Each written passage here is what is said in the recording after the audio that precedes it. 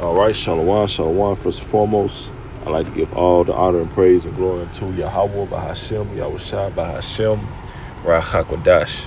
Double honors to the elders and apostles of Great Millstone who are well. Peace and salutation to the elect scattered abroad. This is the brother Bible out here with a lesson, and Lord willing, is edifying. And this lesson will be entitled Israel in Prophecy. Something along those lines. I'm just going into who are the Israelites today, according to prophecy. All right, and this is going to be a quick lesson straight into the point, and Lord willing, is edifying. So I want to start off with Baruch 2:29.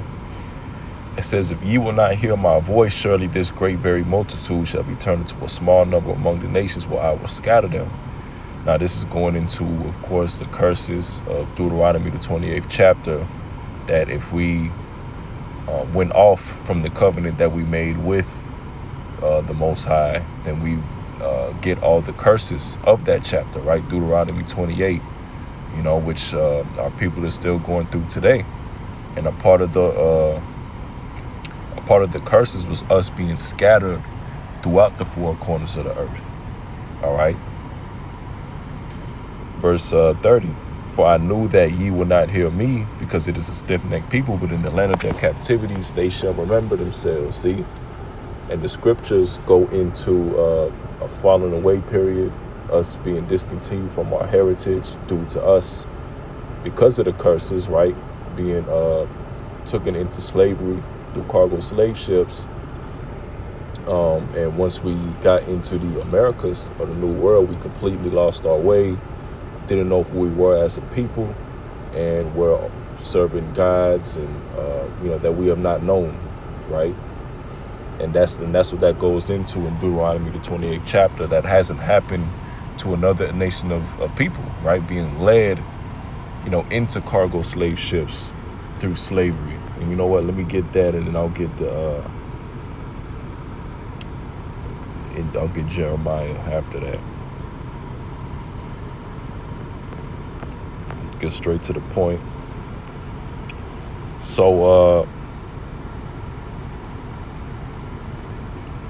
right, we'll start right here. 64, "And the Lord shall scatter thee among all people, from the one end of the earth even unto the other, and there shalt serve other gods, which neither thou nor thy fathers have known, even wood and stone. And among these nations shalt thou find no ease, neither shall the sole of thy foot have rest. But the Lord shall give thee a trembling heart, failing of eyes, and sorrow of mind. And thy life shall hang in doubt before thee, and thou shalt fear day and night, and shall have none assurance of thy life. In the morning thou shalt say, would Yahweh it were even, and at even thou shalt say, would the Most High were morning.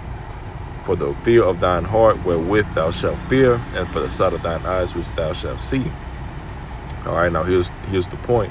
"And the Lord shall bring thee into Egypt again with ships," right? America's also spiritually known as Egypt, representing that hard bondage that the Israelites had to go through, which, we're currently still going through during this time. All right, with ships, right? So, the Israelites were taken to the Americas through what is known as the transatlantic slave trade. All right. From, mainly Western African, area, and taken over to, America to serve that hardcore bondage where they, lost their way. Esau put plantation Christianity on our people, and, ultimately we didn't know who we were for a certain period of time until, all right, the awakening started, right, going into 68, 69, with our elder Abba Bivens, and that's when the truth first started to spread, then going down to our apostles and elders of Great Millstone. All right, it says, "I spake unto thee, thou shalt see it no more again, and there yet ye shall be sold unto your enemies for bondmen and bondwomen, and no man shall buy you." Now, this is going into no man shall redeem you, because when you get that word for buy, all right, it goes into, being redeemed. Nobody's basically going to bail us out, of that situation. All right, it doesn't mean that nobody's going to buy you on the auctioning blocks. All right, that's not what that's talking about. All right, so we're not going to be, redeemed. No nation is going to bail us out, whatever. Because ultimately, the only one that's going to take us out of this captivity eventually is going to be the Lord. It is going to be Yahweh B'Shem Yahushai. But prophecy has to first come forth. All right. So that's what that's going into. Now, I want to also get Jeremiah 17:4 going into the discontinuing of our heritage, because the small hats claim that, they can trace their heritage all the way back into,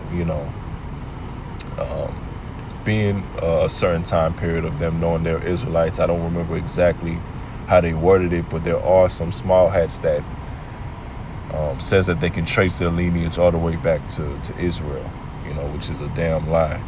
All right, and this is what the scriptures say about the true Israelites. It says, verse 4, and thou, even thyself, shalt discontinue from thine heritage that I gave thee, and I will cause thee to serve thine enemies in the land which thou knowest not. You see? For ye have kindled a fire in my anger, which shall burn forever. So currently the Israelites are in punishment, right? Going through the curses, not being protected, as the small hats, right? Which the small hats are, Edomites, all right? Going into those that dwell in our land today, the small hats, JOOs, all right? Which they're not the real people. See, and the Lord said that he will bring us back into that land, which we're going to read that. All right, so they're imposters, not to mention they're, working with Babylon. The scriptures go into the elect, right? The nation of Israel, the leaders of the nation of Israel is going to be against Babylon, and they work closely together with Babylon. They're on top, all right? They have all the resources, the riches, they have control over the money, the finance, right? So this isn't talking about the Israelites, because the scriptures go into the Israelites being the poor, so they're not really having to be redeemed or, saved out of anything, because this is really their kingdom, So let's go back to Baruch. For I knew that they would not hear me, because it is a stiff-necked people, but in the land of their captivities they shall remember themselves. And that's what has happened. We've been able to remember ourselves in our captivity. The so-called blacks, Latinos, and Native Americans, we've woken up to who we are, connected, our heritage through, prophecy, right? And ultimately, the spirit, that's just the spirit. The spirit of the Lord has come back to men to wake up and, blow the trumpet for their people. And through the spirit of power, Yahweh B'Shem Yahushai, that's what we're doing in the land of our captivities. We have remembered ourselves. 31, and shall know that I am the Lord their power, for I will give them an heart and ears to hear. And they shall praise me in the land of their captivity and think upon my name, right? Going to Babylon, all right, mainly. Verse 33, and return for their stiff neck and from their wicked deeds, for they shall remember the way of their fathers which sinned before the Lord. And that's what it is, preaching repentance. Israelites to, wake up to the fact of who they are, repent and, follow, take heed unto the word of the Lord, take heed unto the prophecy, right? And get the full wisdom, knowledge, understanding of the scriptures. All right. Verse 34, and I will bring them again into the land which I promised with an oath unto their fathers, Abraham, Isaac, and Jacob, and they shall be lords of it. Yeah. Not through the Balfour Declaration, not through another nation taking us there. No, the Lord said he was going to take us to that land. So that's another way we know that they are not the people. They are impostors. All right. And shall be lords of it, and I will increase them, and they shall not be diminished. And I will make an everlasting covenant with them to be their power, and they shall be my people, and I will no more drive my people of Israel out of the land that I have given them. Now, when you go into that new covenant, it goes into, all the nations being subject unto the nation of Israel. There's going to be no more war, all right? And ultimately, the law will be pushed. And that's currently not what's going on with the small hats dwelling in that land. All right. And we're going to get a little bit on that. Let's get Isaiah 2. It says, "And it shall come to pass in the last days that the mountain of the Lord's house shall be established in the top of the mountains and shall be exalted above the hills, and all nations shall flow into it." So this is going into the kingdom. All right. The last days, once Babylon is destroyed, the elect is delivered. The nations is going to go into captivity, right, and be subject and pay tribute to the Israelites. All right, that's what's going to happen, and the law will be pushed. It's not going to be a nations that can do whatever they please, can worship their idols, gods, whatever. That's going to be done away with.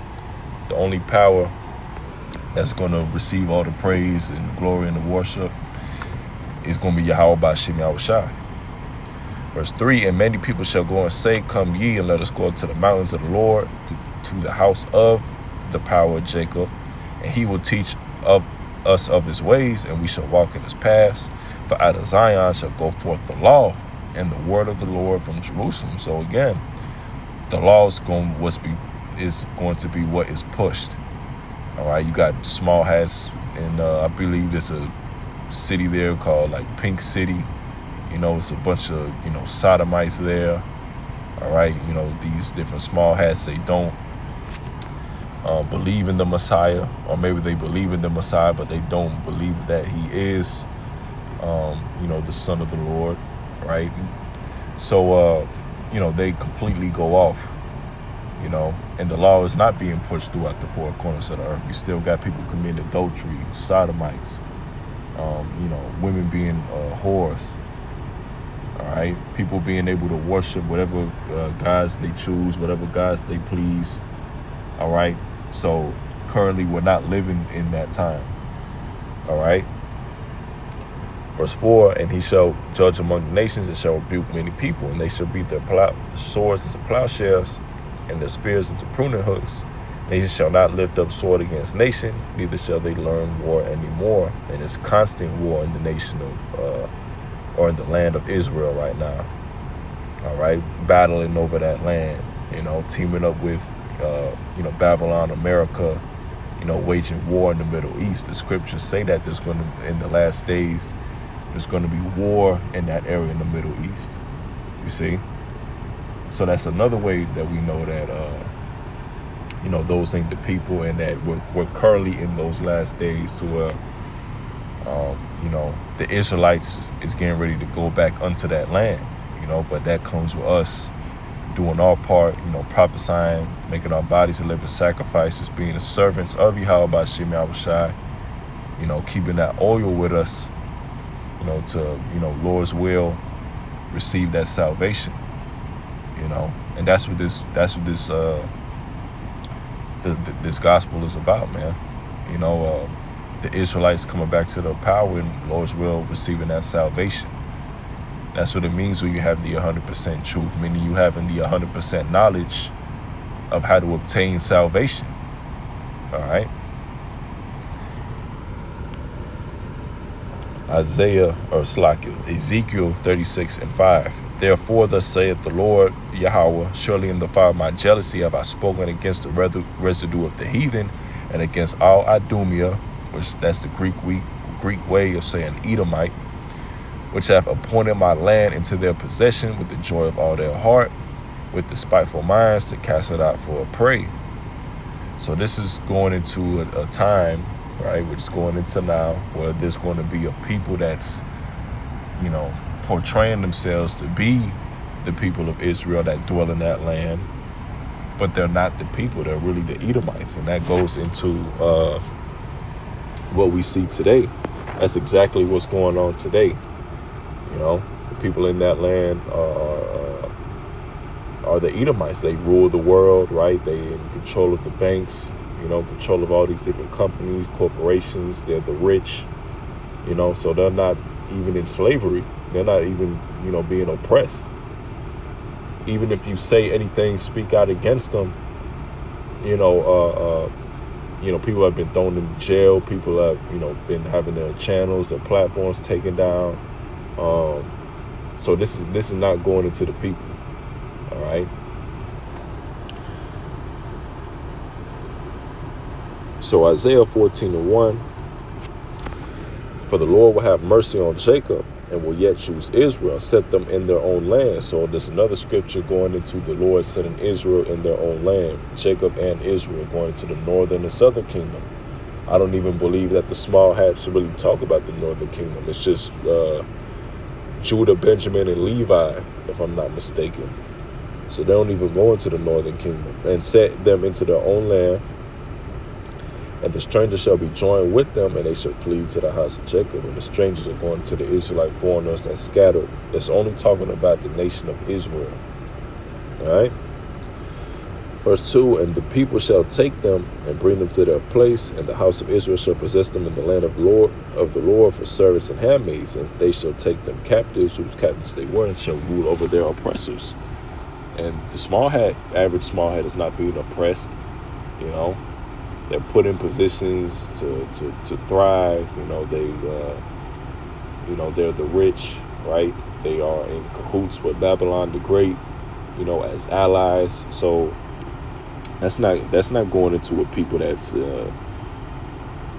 that's being oppressed during this current time. All right. And it shall come to pass in the day that the Lord shall give thee rest from thy sorrow and from thy fear and from the hard bondage wherein thou was made to serve. And that's going to happen in the kingdom. Being in the kingdom where the nations, the heathen nations, is going to be in captivity. All right. And the Israelites will be ruling. The scriptures go into that he that overcometh, he will get that power over the nations, rule with that rod of iron that's going into Israel, because the Lord only came back to deliver the Israelites, because that's who formed the covenants with the Lord, made the contracts with the Lord. All right. That was given the law. The promises was passed down to a specific line of people, which go all the way down from Abraham, Isaac, Jacob, all the way to the Israelites. You also have the sons of God, you see. So there's a line, specific righteous line that the Lord is dealing with only, you see. So the only people that can be redeemed or brought back to the Lord is something that they had a prior relationship with, right? The reconciliation. All right. When you reconcile with somebody, you bring back, you restore back something that was already that's been broken or that needs to be repaired. You see, it's not something that's new and everybody else got a part in it. No, it's only going into the Lord dealing with Israelites. All right. So keep reading. Verse 4, thou shalt take up this proverb against the king of Babylon and say, how hath the oppressor ceased, the golden city cease? So, those elect Israelites is going to be speaking against Babylon, not working with them, right? To be in wars and, getting aid from America, getting, all this money, whatever. That's not what that's going into. You don't see these different small hats out on the highways and hedges preaching against Babylon, saying Babylon is going to be destroyed. That you don't see that. But you see that from the so-called blacks, Latinos, and Native American. You don't see that from any other nations as well. And the certain ones that you do see that from, their line goes back to the Israelites, because the scriptures go into the the speckled birds and such, But that'll do it with the lesson. The Lord will is edifying. So with that, I'd like to give all the honor and praise and glory unto Yahweh by Hashem, Yahweh Shai by Hashem, by Hagadash. Shalom.